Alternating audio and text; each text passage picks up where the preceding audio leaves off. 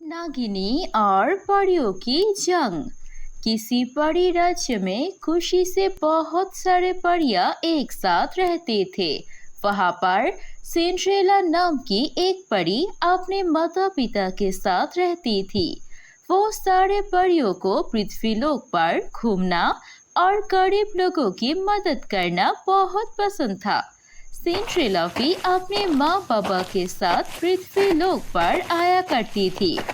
एक दिन सिंड्रेला परी अपनी माँ बाबा के साथ पृथ्वीलोक घूमने आए थे। माँ, सुनो, तुम लोग थोड़ी देर यहाँ पर इंतजार करो। मैं वहाँ पर जो मेला हो रहा है वहाँ से कुछ सामान खरीद के लाती हूँ। ठीक है बेटा, जल्दी से आ जाना। हम दोनों यही रुके हुए हैं, हम इंतजार करेंगे। सिंड्रेला अपनी माँ बाबा को छोड़ के मेले में जाती है कुछ सामान खरीदने के लिए। कुछ देर बाद सिंड्रेला जब वापस आती है तो देखती है कि उसकी दोनों माँ बाबा नीचे पड़ी हुई है और उनके पास से एक शेष नगीन निकल रही है। ये देखकर सिंड्रेला परी को बहुत दुख होता है। वो अपने माता पिता के पास जाकर फूट फूट कर रोती है। बाबा, माँ, ये क्या हो गया? कैसे हो गया? मैं आप लोगों की मृत्यु का बदला जरूर लूंगी। मैं इस पूरे नाग राज्य को खत्म कर दूंगी। इस पृथ्वीलोक पर कोई भी नाग नागिन नहीं जिंदा रहेगा।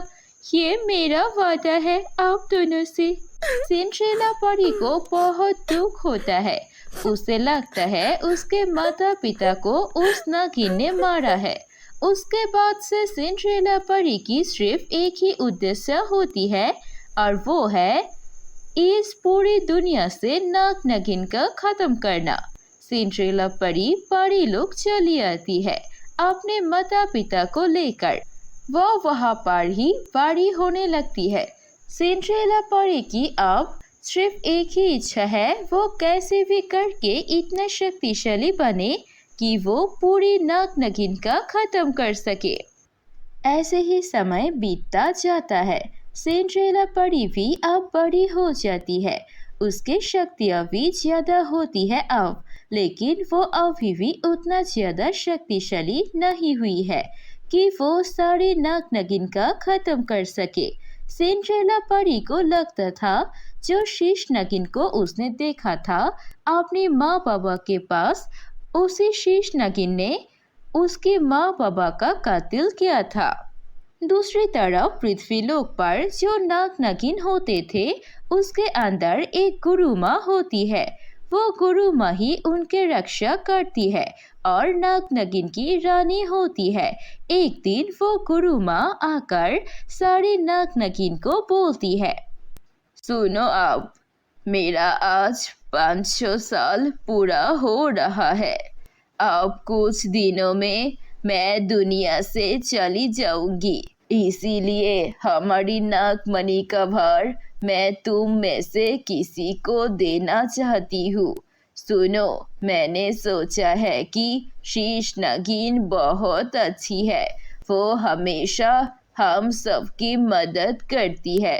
शीश नागिन है जो हम सभी को एक साथ अच्छे से रख पाएगी और इस नाग राज्य की नागमणि की रक्षा कर पाएगी।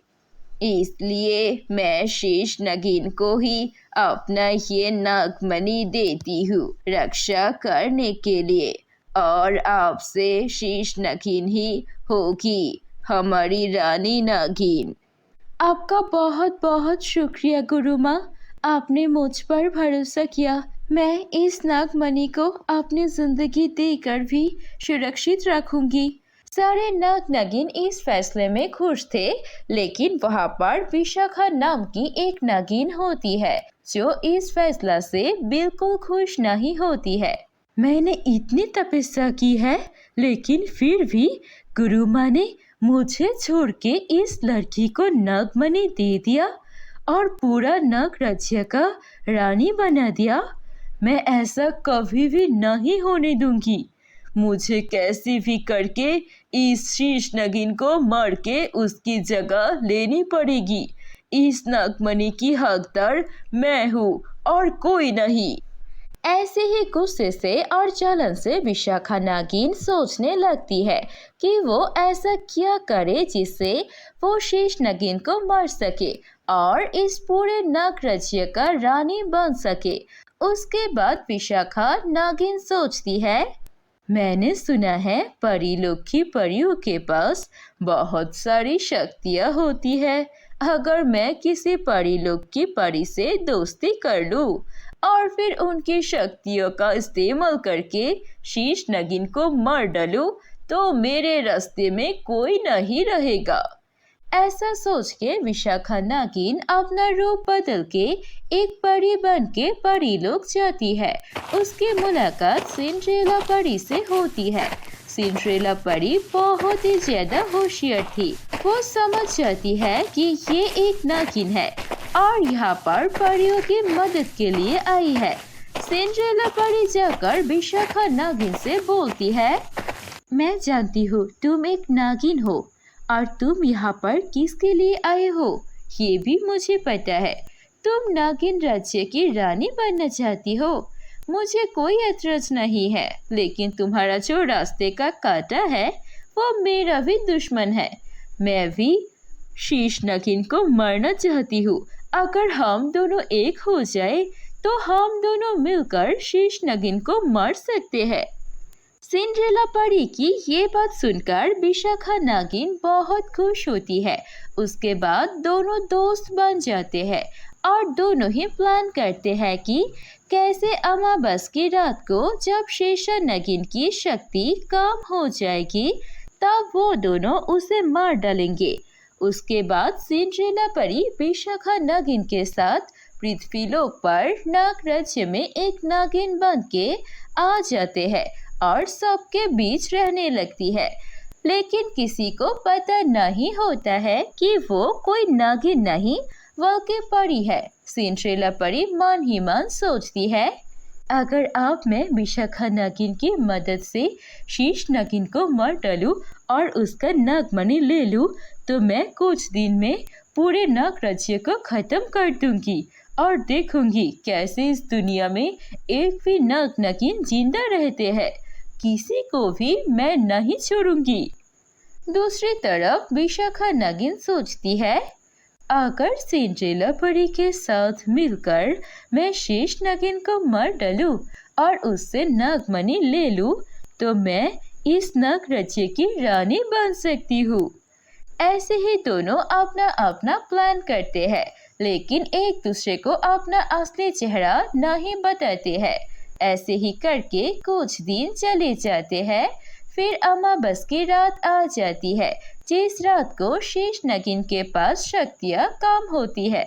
शेष नागिन को अकेला ले जाकर वो दोनों सिंड्रेला और विशाखा नागिन बंदी बना लेते हैं और फिर सिंड्रेला परी अपने जादू से विशाखा नागिन को भी बंदी बना लेते हैं।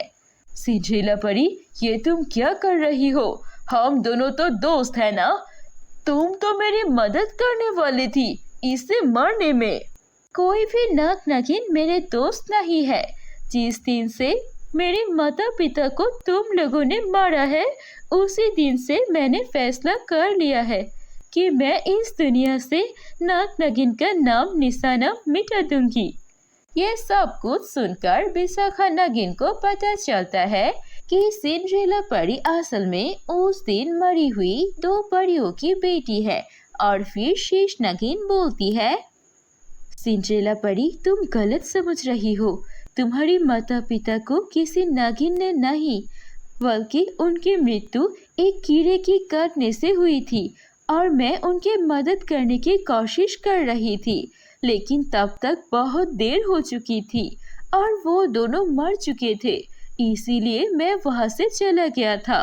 तुम्हें ऐसा लगता है कि मैंने तुम्हारे माता पिता को मारा है, लेकिन ये बिल्कुल गलत है। तुमने सिर्फ आधा सच दिखा था। ये बात सुनने के बाद सिंड्रेला परी को अपनी गलती का एहसास हो जाती है। सिंड्रेला परी शेष नागिन को मुक्त कर देती है। सिंड्रेला परी और शेष नागिन दोनों दोस्त बन जाते हैं। ऐसे ही परिया की और नागिन की जंग खत्म हो जाती है। लेकिन शेष नागिन विशाखा नागिन को नहीं छोड़ती है। उसने पूरे नाग राज्य के साथ गद्दारी की थी, इसीलिए वो उसे आग लगा के भस्म कर देती है।